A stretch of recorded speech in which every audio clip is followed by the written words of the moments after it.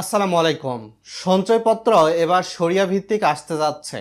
আপনারা হয়তোবা অনেকেই সঞ্চয়পত্রে সুদ থাকার কারণে টাকা রাখেন না, মাসিক মুনাফা বা ত্রৈমাসিক মুনাফা নিতে আগ্রহ প্রকাশ করেন না। তো তারই উপর ভিত্তি করে বাংলাদেশ সরকারের জাতীয় সঞ্চয় অধিদপ্তর এবং অর্থ বিভাগের সিডিএমসি বিভাগের কিন্তু একটা সভা অনুষ্ঠিত হয়েছে গত মাসে, এবং সেইখান থেকেই এই তথ্যটা কিন্তু উঠে এসেছে আমাদের সামনে। ভিডিওটা লাইক করে চ্যানেল নতুন দর্শক হয়ে থাকলে সাবস্ক্রাইব করে দিবেন, আর ভিডিওটা ভালো লাগলে বন্ধুদের সঙ্গে শেয়ার করে দিতে পারেন। বর্তমান সময়ে আপনারা হয়তোবা বাংলাদেশ সরকারের কিন্তু বেশ কিছু সঞ্চয় স্কিম দেখতে পারবেন।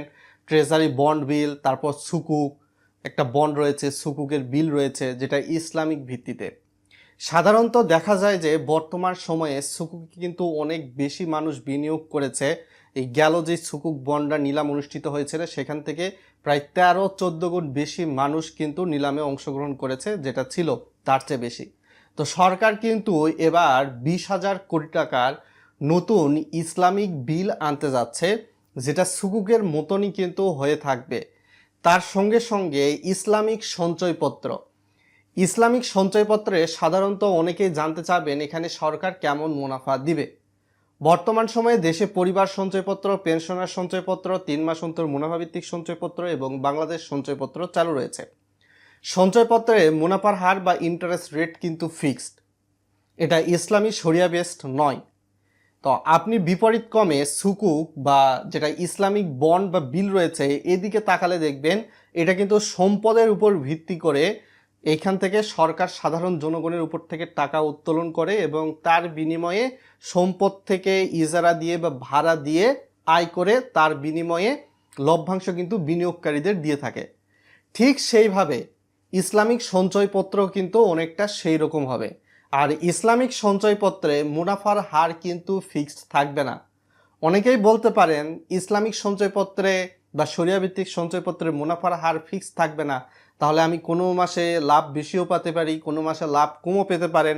হ্যাঁ, এটা আপনাকে মেনে নিতে হবে। আপনি ইসলামিক ব্যাংকিং কার্যক্রম যেই জায়গায় পরিচালনা করেন, আপনি ব্যাংকে গিয়েও যদি ইসলামিক ব্যাংকিং কার্যক্রমে অংশ নেন, সেটা ইসলামিক ব্যাংকের ফিক্সড ডিপোজিট হোক বা ডিপিএস হোক, সেই সকল ক্ষেত্রে কিন্তু তারা সম্ভাব্য মুনাফা বা প্রফেশনাল প্রফিট রেট প্রকাশ করে।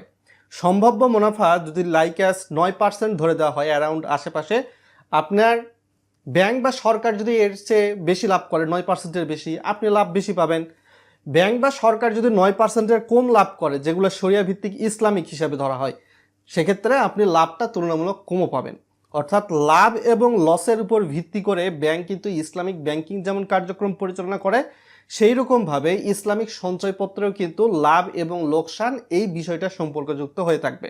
বিশেষ করে অর্থ বিভাগের যে সভা অনুষ্ঠিত হয়েছে গত মাসে অর্থাৎ মে মাসে, সেখান থেকে জানানো হয়েছে যে এই শরিয়া ভিত্তিক ইসলামিক সঞ্চয়পত্রটা কিন্তু 2027 সালের প্রথম দিকে বা প্রথম প্রান্তিকে আসতে পারে।